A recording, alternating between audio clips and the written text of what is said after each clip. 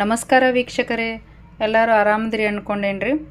ಬನ್ನಿ, ಇವತ್ತಿನ ಈ ವಿಡಿಯೋದಲ್ಲಿ ನಾನು ಉತ್ತರ ಕರ್ನಾಟಕದ ಅತ್ಯಂತ ಜನಪ್ರಿಯವಾಗಿರುವ ಮತ್ತು ಆರೋಗ್ಯಕರವಾದಂಥ ಶೇಂಗಾದ ಉಂಡೆಯನ್ನು ಹೇಗೆ ಮಾಡೋದು ಅಂತ ತೋರಿಸ್ತಾ ಇದ್ದೀನಿ. ಅಷ್ಟೇ ಅಲ್ಲರಿ, ಪಂಚಮಿ ಹಬ್ಬಕ್ಕೆ ತುಂಬ ಸ್ಪೆಷಲ್ ಆಗಿರುವಂಥ ಉಂಡಿರಿ ಇದು. ಈ ಶೇಂಗಾದ ಉಂಡೆ ಮಾಡೋದಕ್ಕೆ ಬೇಕಾದಂಥ ಸಾಮಗ್ರಿಗಳನ್ನು ಇಲ್ಲಿ ತೋರಿಸ್ತಾ ಇದ್ದೀನಿ, ಒಂದೊಂದಾಗಿ ನೋಟ್ ಮಾಡ್ಕೊಳ್ಳಿ. ಮೊದಲಿಗೆ ನೋಡ್ರಿ, ಇಲ್ಲ ನಾನು ಒಂದು ಅರ್ಧ kg ಅಷ್ಟು ಹಸಿ ಶೇಂಗಾ ತೊಗೊಂಡೇನ್ರಿ. ಅಂದರೆ ಕಡಲೆ ಬೀಜನೂ ಅಂತ ಕರೀತಾರೆ. ಈ ಕಡಲೆ ಬೀಜನ ನಾನಿಲ್ಲಿ ಒಂದು ಅರ್ಧ ಕಿಲೋದಷ್ಟು ತೊಗೊಂಡೇನ್ರಿ. ನಿಮಗೆ ಎಷ್ಟು ಬೇಕು ಅಷ್ಟು ತೊಗೋರಿ. ನಂತರ ನೋಡ್ರಿ, ಇಲ್ಲಿ ನಾನು ಒಂದು ಅರ್ಧ kg ಶೇಂಗಾಕ್ಕೆ ಇಲ್ಲಿ ಒಂದು ಬೌಲ್ನಷ್ಟು ಬೆಲ್ಲವನ್ನು ಜಜ್ಜಿ ಇಟ್ಕೊಂಡೀನಿ. ನೋಡಿ, ಎಲ್ಲ ಸಣ್ಣಗೆ ಜಜ್ಜಿ ಇಟ್ಕೊಂಡೀನಿ ಬೆಲ್ಲವನ್ನು. ಈ ಬೆಲ್ಲ ಏನು ಸಮ ಅಂತೇನಲ್ರಿ, ಹೆಚ್ಚು ಕಡಿಮೆ ತೊಗೊಂಡೀನಿ. ಹಾಕೋತ್ ಮುಂದೆ ಹೆಚ್ಚಾದ್ರೆ ತೆಗಿಬೋದು. ನಂತರ ಇಲ್ಲಿ ನೋಡಿ, ನಾನು ರೊಟ್ಟಿಗೆ ಹಚ್ಚುವಂಥ ಎಳ್ಳನ್ನು ತೊಗೊಂಡೀನಿ, ಬಿಳಿ ಎಳ್ಳನ್ನು ತೊಗೊಂಡೀನಿ. ಹಾಗೆ ನಾನಿಲ್ಲಿ 4 ಡ್ರೈ ಫ್ರೂಟ್ಸನ್ನು ತೊಗೊಂಡೀನಿ. ನೋಡ್ರಿ, ಇಲ್ಲಿ ನಾನು ಒಣ ಉತ್ತತ್ತಿಯನ್ನು ಜಜ್ಜಿ ತೊಗೊಂಡೇನ್ರಿ ಪೀಸ್ ಮಾಡಿ. ನೀವು ಖರ್ಜೂರ ಇದ್ರೆ ಹಾಕ್ಬೋದು. ನಾ ಖರ್ಜೂರದ ಬದಲು ಇಲ್ಲಿ ಒಣ ಉತ್ತತ್ತಿಯನ್ನು ತೊಗೊಂಡೇನ್ರಿ. ಒಣ ಖರ್ಜೂರ ಅಂತಲೂ ಕರಿಬೋದು, ಇವನ್ನ ಉತ್ತತ್ತಿ ಅಂತಾರೆ. ನಾನಿಲ್ಲಿ ಚಿಕ್ಕ ಚಿಕ್ಕದಾಗಿ ಪೀಸ್ ಮಾಡಿ ಜಜ್ಜಿ ಅದರೊಳಗಿರುವಂಥ ಬೀಜವನ್ನು ತೆಗೆದು ಇಟ್ಕೊಂಡೀನಿ. ಇಲ್ಲಿ ಒಂದು 4 ರಿಂದ 5 ಗೋಡಂಬಿಯನ್ನು ತೊಗೊಂಡೇನ್ರಿ. ಇಲ್ಲಿ 4 ಬಾದಾಮನ್ನು ತೊಗೊಂಡೀನಿ. ನೀವು ಜಾಸ್ತಿ ಬೇಕಾದ್ರೆ ಜಾಸ್ತಿ ತೊಗೋರಿ. ನಾನು ಸ್ವಲ್ಪ ಬಾದಾಮನ್ನ ತೊಗೊಂಡೀನಿ. 2 ಏಲಕ್ಕಿಯನ್ನು ತೊಗೊಂಡೇನ್ರಿ, ಘಮ ಘಮ ಅಂತ ಪರಿಮಳ ಬರೋದಕ್ಕೆ. ಇಲ್ಲಿ ಸ್ವಲ್ಪ ಉಂಡೆ ಕಟ್ಟೋದ್ ಮುಂದೆ ಹಾಕೋದಕ್ಕಂತೇಳಿ ಒಣ ದ್ರಾಕ್ಷಿಯನ್ನು ತೊಗೊಂಡೀನಿ. ನೋಡಿ, ಈ ರೀತಿ ಡ್ರೈ ಫ್ರೂಟ್ಸ್ ಬಳಸೋದ್ರಿಂದ ಉಂಡೆ ಅಂತೂ ತಿನ್ನೋದಕ್ಕಂದ್ರೆ ತುಂಬ ಕ್ರಂಚಿಯಾಗಿ ಮತ್ತು ಟೇಸ್ಟಿಯಾಗಿ ಕೂಡ ಇರ್ತಾವೆ. ಅದಕ್ಕೋಸ್ಕರ ಉಂಡೆ ಮಾಡ್ಬೇಕಾದ್ರೆ ನೀವು ಕೆಲವೊಂದು ನಿಮ್ಮ ಮನೇಲಿ ಯಾವ ಡ್ರೈ ಫ್ರೂಟ್ಸ್ ಅದಾವೆ ಆ ಡ್ರೈ ಫ್ರೂಟ್ಸನ್ನು ಬಳಸಿ ಉಂಡೆಯನ್ನು ಮಾಡಿರಿ. ತಿನ್ನಕ್ಕೆ ತುಂಬಾ ಚೆನ್ನಾಗಿರ್ತಾವೆ. ಮೊದಲಿಗೆ ಗ್ಯಾಸ್ ಮೇಲೆ ನಾನು ಒಂದು ಈ ರೀತಿ ದಪ್ಪ ತಳದ ಬುಟ್ಟಿಯನ್ನು ತೊಗೊಂಡೀನಿ. ಈಗ ಇದಕ್ಕೆ ಹಸಿ ಶೇಂಗಾ ಹಾಕೋತಾ ಇದ್ದೀನಿ ರೀ. ಈಗ ಈ ಹಸಿ ಶೇಂಗಾನ ಚೆನ್ನಾಗಿ ಗರಿ ಆಗೋ ಥರ ಹುರ್ಕೋಬೇಕ್ರಿ. ನೆನಪಿಡ್ರಿ, ಗ್ಯಾಸನ್ನು ಯಾವ ಕಾರಣಕ್ಕೂ ಹೈ ಆಗಿಡಬೇಡ್ರಿ. ಲೋ ಫ್ಲೇಮ್ ಒಳಗಿಟ್ಟು ಹುರಿರಿ. ಹೈ ಆಗಿಟ್ರೆ ಶೇಂಗಾ ಏನು ಮಾಡ್ತಾವೆ, ಹೊತ್ತಿ ಬಿಡ್ತಾವೆ.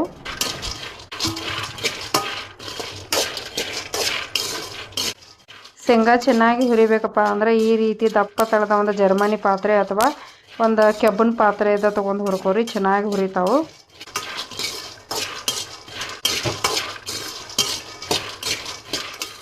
ನೋಡಿ, ಇವೆಲ್ಲ ಶೇಂಗಾ ಚೆನ್ನಾಗಿ ಹುರಿದಾವೆ ನೋಡ್ರಿ. ಒಂದು 10 ನಿಮಿಷ ಚೆನ್ನಾಗಿ ಸಣ್ಣೂರಿ ಇಟ್ಟು ಹುರಿದೀನಿ. ನೋಡಿರಿ, ಎಷ್ಟು ಮಸ್ತ್ ಕಣ್ಕಣ್ಣಾಗಿ ಹುರಿದಾವೆ. ಈಗೆಲ್ಲ ಚೆನ್ನಾಗಿ ಹುರಿದವ್ರಿ. ಈಗ ನಾನು ಗ್ಯಾಸನ್ನು ಬಂದ್ ಮಾಡ್ಕೋತೀನಿ. ಈಗ ಹುರಿದಂಥ ಶೇಂಗಾನ ಸ್ವಲ್ಪ ಹೊತ್ತು ಸೈಡ್ ಇಡ್ತೀನಿ ರೀ, ಸ್ವಲ್ಪ ಆರಿದ್ರೆ ಸೊಟ್ಟಿ ಬೇಗ ಬಿಸ್ತೈತಿ. ನಂತರ ನಾನಿಲ್ಲಿ ಒಂದು ಸಣ್ಣ ಬುಟ್ಟಿಯನ್ನು ತೊಗೊಂಡು ಎಳ್ಳು ಹುರ್ಕೋತಾ ಇದ್ದೀನಿ ರೀ. ಇದನ್ನು ಅಗದಿ ಸಣ್ಣ ಉರಿಯಲ್ಲಿಟ್ಟು ಚಟಪಟ ಅಂದರೆ ಸಾಕು, ಚಟಪಟ ಅನ್ನೋ ತನಕ ಹುರಿದು ತೆಗೆದುಬಿಡಬೇಕು.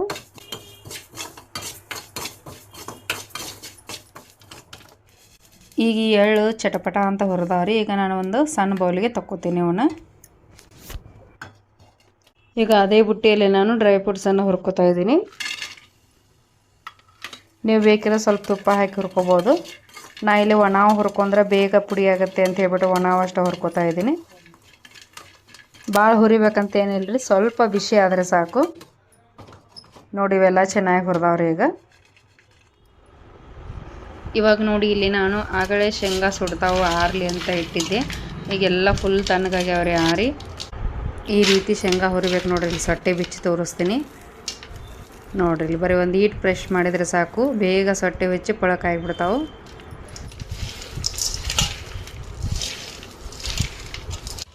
ನೋಡಿ, ಈ ರೀತಿ ಅಷ್ಟು ಶೇಂಗಾ ಎಲ್ಲ ತಿಕ್ಕೆ ಸೊಟ್ಟೆಯನ್ನು ಬಿಚ್ಚೀನಿ.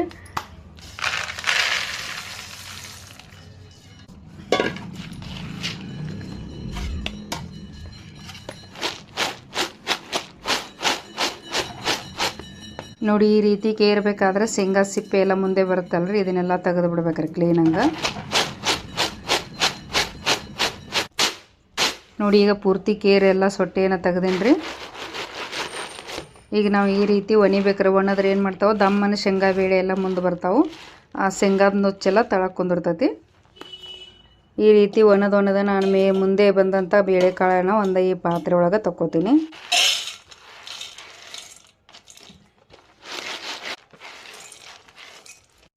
ನೋಡಿ, ಈ ರೀತಿ ಶೇಂಗಾ ಬೇಳೆ ಒಣದ ನಂತರ ಎಲ್ಲ ಈ ರೀತಿ ನುಚ್ಚು ಉಳಿತೈತ್ರಿ. ಹಿಂದ್ಗಡೆ ನಾವು ಮರದಾಗ ಈ ರೀತಿ ಶೇಂಗಾದ ಮೂಗು ಉಳಿತೈತಿ ನುಚ್ಚಿನಂಥದ್ದು. ಇದನ್ನು ತೆಗೆದು ಬಿಡಬೇಕು.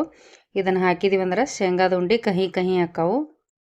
ನೋಡಿ ಎಲ್ಲ ಒಣದ್ ತೆಗೆದ್ಮೇಲೆ ಎಷ್ಟು ಬೇಳೆ ಬಂದೈತೆ ನೋಡ್ರಿ, ಒಂದು ಬೌಲ್ ಬೇಳೆ ಬಂದಾವು ನೋಡ್ರಿ. ಒಂದೊಂದು ಶೇಂಗಾ ಸೊಟ್ಟೆ ಇದ್ರೆ ನಡಿತೈತ್ರಿ, ಏನಾಗೋದಿಲ್ಲ. ಶೇಂಗಾದೊಳಗೂ ಪ್ರೋಟೀನ್ ಇರ್ತೈತಿ, ಸೊಟ್ಟಿ ಒಳಗೂ ಪ್ರೋಟೀನ್ ಇರ್ತೈತಿ. ನಂತರ ನೋಡ್ರಿ ಇಲ್ಲಿ ನಾನು ಒಂದು ಮಿಕ್ಸಿ ಜಾರನ್ನು ತೊಗೊಂಡು ಅದಕ್ಕೆ ಶೇಂಗಾ ಬೇಳೆಯನ್ನು ಹಾಕೋತಾ ಇದ್ದೀನಿ. ಈಗ ಇದನ್ನು ಮಿಕ್ಸಿಗೆ ಹಾಕ್ತೀನಿ ರೀ. ಇದನ್ನು ಪೂರ್ತಿಯಾಗಿ ರನ್ ಮಾಡಬಾರ್ದ್ರಿ, ಆಫ್ ಮತ್ತು ಆನ್ ಮಾಡಬೇಕು. ಅಂದರೆ ಪೂರ್ತಿಯಾಗಿ ರನ್ ಮಾಡಿದರೆ ಶೇಂಗಾ ಬೇಗ ಸಣ್ಣ ಆಗಿಬಿಡುತ್ತೆ. ಅದಕ್ಕೋಸ್ಕರ ನಮಗೆ ಶೇಂಗಾ ಅವಳು ಚೋಳು ಬೇಕಾದರೆ ಈ ರೀತಿ ರನ್ ಮಾಡೋದು ಬಂದ್ ಮಾಡೋದು ಮಾಡ್ಬೇಕ್ರಿ.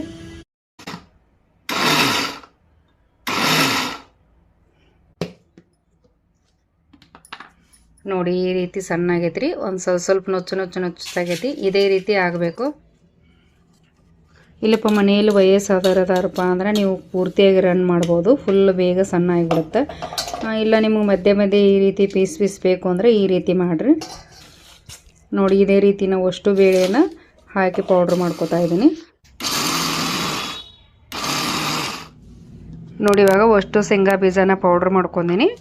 ನಾ ತೊಗೊಂಡಂಥ ಅರ್ಧ kg ಶೇಂಗಾ ಒಳಗೆ ನೋಡ್ರಿ 2 ಸರ್ತಿ ನಾನು ಮಿಕ್ಸಿಗೆ ಹಾಕ್ಕೊಂಡೀನಿ, ಅಂದರೆ 2 ಜಾರ್ ಆಯಿತು. ನೋಡಿ ಇವಾಗ ನಾನು ಫ್ರೈ ಮಾಡ್ಕೊಂಡಂಥ ಡ್ರೈ ಫ್ರೂಟ್ಸನ್ನು ಉತ್ತತ್ತಿ ಬಾದಾಮ ತೊಗೊಂಡಿದ್ನೆಲ್ಲ ಇದನ್ನೆಲ್ಲ ಒಂದು ಮಿಕ್ಸಿ ಜಾರಿಗೆ ಹಾಕ್ಕೊಂಡು ಪೌಡ್ರ್ ಮಾಡ್ಕೊಂಬಂದಿನಿ ನೋಡ್ರಿ. ನೋಡಿ ಈ ರೀತಿ ಪುಡಿ ಆಗೈತ್ರಿ. ಈಗ ಇದನ್ನು ನಾನು ಶೇಂಗಾ ಪೌಡ್ರ್ ಮಾಡ್ಕೊಂಡೇನಲ್ಲ ಅದ್ರಾಗ ಹಾಕಿ ಮಿಕ್ಸ್ ಮಾಡ್ಕೊತೀನಿ ರೀ. ಈಗ ಇದನ್ನು ಮಿಕ್ಸ್ ಮಾಡ್ಕೊಂಡು ನಾನು ಜಜ್ಜಿಟ್ಟಂಥ ಬೆಲ್ಲವನ್ನು ಕೂಡ ಇದಕ್ಕೆ ಹಾಕಿ ಮಿಕ್ಸ್ ಮಾಡ್ಕೊತೀನಿ. ಈಗ ಇದು ಅಷ್ಟು ಒಂದು ಬೌಲ್ ಬೆಲ್ಲವನ್ನು ಪೂರ್ತಿ ಹಾಕೋತೀನಿ ರೀ. ನೀವು ಬೆಲ್ಲವನ್ನು ನೋಡ್ಕೊಂಡು ಹಾಕೋರಿ. ಬೆಲ್ಲ ಜಾಸ್ತಿ ತಿನ್ನೋರಿದ್ರೆ ಜಾಸ್ತಿ ಹಾಕೋರಿ, ಕಡಿಮೆ ತಿನ್ನೋರಿದ್ರೆ ಕಡಿಮೆ ಹಾಕೋರಿ. ಇದೆಲ್ಲ ಈಗ ಮಿಕ್ಸ್ ಆಗೈತೆ ರೀ. ಇದೀಗ ನೋಡಿ ಈಗ ಬೆಲ್ಲ ಎಲ್ಲ ಚಲೋ ತಂಗ ಮಿಕ್ಸ್ ಮಾಡಿಂದ ನಾನು ಒಂದು ಮಿಕ್ಸಿ ಜಾರಿಗೆ ಹಾಕೋತಾ ಇದ್ದೀನಿ. ಹಾಕೊಂಡು ಇದನ್ನು ಒಂದು ಸುತ್ತು ಮಿಕ್ಸರ್ಗೆ ಹಾಕ್ತಾ ಇದ್ದೀನಿ.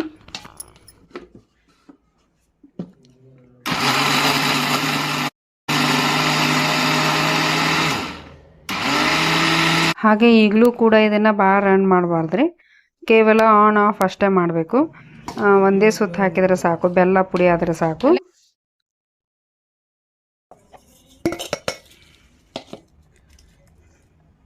ನೋಡಿ ಬೆಲ್ಲ ಹಾಕಿದ ತಕ್ಷಣ ತಳಗಡೆ ಈ ರೀತಿ ಗಟ್ಟಿಯಾಗಿ ಅಂಟ್ಕೊಂಡ್ಬಿಡುತ್ತೆ. ಇದನ್ನೆಲ್ಲ ಚೆನ್ನಾಗಿ ಕ್ಲೀನಾಗಿ ತೆಗಿತಾ ಇದ್ದೀನಿ. ನೋಡಿ ಸೇಮ್ ಇದೇ ಮೆಥಡು. ಇದನ್ನೆಲ್ಲ ಪೌಡ್ರನ್ನು ಇದೇ ರೀತಿ ಮಿಕ್ಸಿಗೆ ಹಾಕಿ ಇಟ್ಕೋತೀನಿ ರೀ. ಈಗಷ್ಟು ಪುಡಿ ಮಾಡಿ ನೋಡ್ರಿ ಅದನ್ನು. ಈಗ ಇದಕ್ಕೆ ನಾನು ಹುರಿದಿಟ್ಟಂಥ ಎಳ್ಳನ್ನು ಹಾಕ್ತಾ ಇದ್ದೀನಿ ರೀ, ಬಿಳಿ ಎಳ್ಳು. ನೋಡಿ ಈಗ ಮೇಲ್ಗಡೆ ಸ್ವಲ್ಪ ಒಣ ದ್ರಾಕ್ಷಿಯನ್ನು ಹಾಕ್ಕೊಂಡು ಇದನ್ನು ಚೆನ್ನಾಗಿ ಮಿಕ್ಸ್ ಮಾಡ್ಕೊತೀನಿ.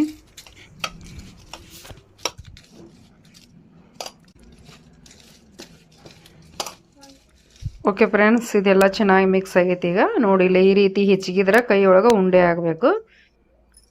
ಬರ್ರಿ ಈಗ ನಾವು ಉಂಡೆ ಕಟ್ಟಿ ತೋರಿಸ್ತೀನಿ ನಿಮಗೆ. ನೋಡಿ ಇಲ್ಲೇ ಯಾವುದೇ ಉಂಡೆ ಮಾಡಿದರೆ ಈ ರೀತಿ ತಿಕ್ಕಿ ಕಟ್ಟಬೇಕು.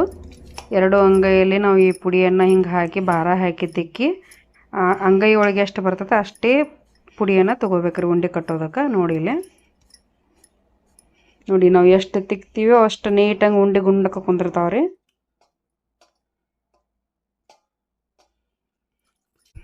ಈ ರೀತಿ ಒಂದು ಕೈಯಾಗ ಗುಂಡಕ್ಕೆ ಸೇಪ್ ಮಾಡ್ಕೋಬೇಕ್ರಿ, ಅಂದ್ರೆ ಉಂಡೆ ನೋಡೋದಕ್ಕೆ ಗುಂಡಕ್ಕೆ ಚಂದ ಕಾಣಿಸ್ತಾವ ಬಾಲ್ಗತ್ತೆ. ನೋಡಿ ಎಷ್ಟು ಮಸ್ತಾಗಿ ಉಂಡೆ ಗುಂಡಕ್ಕೆ. ಇದೇ ರೀತಿ ಅಷ್ಟು ಉಂಡೆಯನ್ನು ಕಟ್ಟಬೇಕ್ರಿ ನಾವು. ನಿಮಗೊಂದು ವೇಳೆ ಉಂಡೆ ಏನಾರ ಕುಂದಿರಲಿಲ್ಲ ಅಂದರೆ ಇನ್ನೂ ಒಂಚೂರು ಜಾಸ್ತಿ ಬೆಲ್ಲ ಹಾಕಬೇಕಾಗ್ತೈತಿ. ಆದರೆ ಬೆಲ್ಲ ಕಡಿಮೆ ತಿನ್ನೋರಿಗೆ ಇದೇ ಬೆಸ್ಟು. ಹಾಗೆ ನೀವು ಇಲ್ಲಿ ಉತ್ತತ್ತಿ ಬದಲು ಖರ್ಜೂರನ್ನು ಬಳಸಿದ್ರು ಉಂಡೆ ಮಸ್ತ್ ಹಾಕವ್ರಿ. ಅಂದ್ರೆ ಉಂಡೆ ಕಟ್ಟೋದಕ್ಕೆ ತುಂಬಾ ಈಸಿ ಆಗತ್ತೆ ಖರ್ಜೂರ ಹಾಕಿದ್ರೆ. ಖರ್ಜೂರ ಇದ್ದರೆ ಖರ್ಜೂರ ಹಾಕಿ ಮಾಡಿರಿ, ಇನ್ನೂ ಚೆನ್ನಾಗಿ ಬರ್ತಾವೆ ಉಂಡೆ. ನೋಡಿ ಇವಾಗ ಫೈನಲ್ ಆಗಿ ಅಷ್ಟು ಉಂಡೆಯನ್ನು ಕಟ್ಟಿನಿ ನೋಡಿರಿ. ಕಟ್ಟಿದ ನಂತರ ತೋರಿಸ್ತಾ ಇದ್ದೀನಿ. ನೋಡಿ ನಾ ತೊಗೊಂಡಂಥ ಅರ್ಧ kg ಶೇಂಗಾ ಒಳಗೆ ಒಂದು 31 ಉಂಡೆಗೆ ನೋಡಿರಿ ಇವು. ನಾನು ಮೀಡಿಯಮ್ ಸೈಜ್ ಉಂಡೆಯನ್ನು ಕಟ್ಟಿರಿ, ದೊಡ್ಡ ಆದರೆ ಒಂದು 25 ಉಂಡೆ ಆಗ್ಬೋದು. ನೋಡಿರಿ ಎಷ್ಟು ಮಸ್ತಾಗ ನೋಡಿರಿ, ನೋಡಿದ್ರೆ ನಾವು ಬ್ಯಾಗ್ ನೀರು ಬರ್ತಾವೆ ಅಷ್ಟು ಮಸ್ತಾಗ ಉಂಡೆ. ಬರಂಗಾರ ಒಂದ್ಸರಿ ನಿಮಗೆ ಮುರಿದು ತೋರಿಸ್ತೀನಿ, ಅಷ್ಟು ಸಾಫ್ಟಾಗಿ ಅನ್ನೋದು ಕೂಡ ನಿಮಗೂ ಗೊತ್ತಾಗುತ್ತೆ. ನೋಡಿರಿ ಎಷ್ಟು ಸೂಪರ್ ಆಗ್ಯಾವು. ನೋಡಿರಿ ಸಾಫ್ಟ್ ಆಗ್ಯಾವ ನೋಡಿರಿ, ತುಂಬಾ ಸಾಫ್ಟ್ ಆಗ್ಯಾವು. ಇನ್ನೂ ಒಂದ್ಸರಿ ಪೀಸ್ ಮಾಡಿ ತೋರಿಸ್ತೀನಿ ನೋಡಿರಿ ನಿಮ್ಗೆ.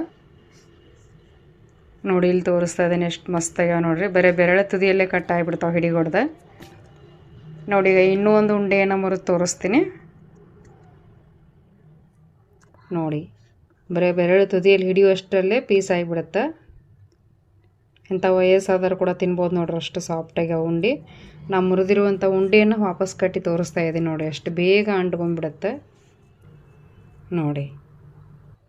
ಹಾಗೆ ಫ್ರೆಂಡ್ಸ್, ನಾಗರ ಪಂಚಮಿ ಹಬ್ಬಕ್ಕಂದ್ರೆ ತುಂಬಾ ಸ್ಪೆಷಲ್ ರೆಸಿಪಿ ರೀ ಇದು. ಪಂಚಮಿ ಅಂತ ಅಷ್ಟೇ ಅಲ್ರಿ, ಶಿವರಾತ್ರಿ ಹಬ್ಬಕ್ಕೆ ಕೂಡ ಇದನ್ನು ಮಾಡ್ತಾರೆ. ತುಂಬ ಸ್ಪೆಷಲ್ ಸ್ವೀಟ್ ರೀ ಇದು, ಎಲ್ಲರೂ ಇಷ್ಟಪಡುವಂಥ ಸ್ವೀಟು. ನಾವು ಈ ರೀತಿ ಡ್ರೈ ಫ್ರೂಟ್ಸ್ ಹಾಕಿರೋದ್ರಿಂದ ಮಕ್ಕಳು ಕೂಡ ಇನ್ನೂ ಚೆನ್ನಾಗಿ ಇಷ್ಟಪಡ್ತಾರೆ. ಓಕೆ ಫ್ರೆಂಡ್ಸ್, ಹಾಗಾದರೆ ಈ ಒಂದು ಸ್ವೀಟ್ ರೆಸಿಪಿ ನಿಮ್ಗೆ ಇಷ್ಟ ಆಗಿದ್ರೆ ಈ ಸರಿ ಬರುವಂಥ ಪಂಚಮಿ ಹಬ್ಬಕ್ಕೆ ತಪ್ಪಲಾರ್ದ ಟ್ರೈ ಮಾಡಿ ಹೇಗಿದೆ ಅಂತ ತಪ್ಪಲಾರ್ದ ಕಮೆಂಟ್ ಮಾಡಿ ಫ್ರೆಂಡ್ಸ್. ಯಾಕಂದರೆ ನಿಮ್ಮ ಕಮೆಂಟ್ ನಂಗೆ ತುಂಬಾ ಮುಖ್ಯ ನೋಡಿ. ಹಬ್ಬಕ್ಕೆ ಅಂತ ಅಷ್ಟೇ ಎಲ್ಲ ನಾವು ಯಾವಾಗ ಬೇಕಾದ್ರೂ ಮಾಡ್ಕೋಬೋದು. ಇದನ್ನು ಮಾಡಿ ಈ ರೀತಿ ಒಂದು ಡಬ್ಬದಾಗ ಹಾಕಿಬಿಟ್ರೆ ನಾವು ಒಂದು 2-3 ದಿನ 4 ದಿನದ ಗಂಟಲೆ ನಾವು ತಿನ್ಬೋದು, ಎಲ್ಲರೂ ಟ್ರಿಪ್ಪಿಗೆ ಕೂಡ ಒಯ್ಬೋದು. ಸರಿ, ಹಾಗಿದ್ರೆ ಈ ಒಂದು ಸ್ವೀಟ್ ರೆಸಿಪಿ ನಿಮಗೆ ಇಷ್ಟ ಆಗಿದೆ ಅನ್ಕೋತೀನಿ ರೀ. ಇಷ್ಟ ಆಗಿತ್ತಪ್ಪ ಅಂದರೆ ಲೈಕ್ ಮಾಡಿ, ಶೇರ್ ಮಾಡಿ, ಹಾಗೆ ಈ ವಿಡಿಯೋದಲ್ಲಿ ಏನೇ ಡೌಟ್ಸ್ ಇದ್ದರೂ ಕಮೆಂಟ್ ಮಾಡಿ ಅಂತ ಹೇಳ್ತಾ, ಇದೇ ರೀತಿ ಹೊಸ ಸ್ವೀಟ್ಸ್ ರೆಸಿಪಿ ಜೊತೆ ಮತ್ತೆ ಬರ್ತೀನಿ ರೀ. ಅಲ್ಲಿವರೆಗೂ ಟೇಕ್ ಕೇರ್, ಬಾಯ್ ಬಾಯ್.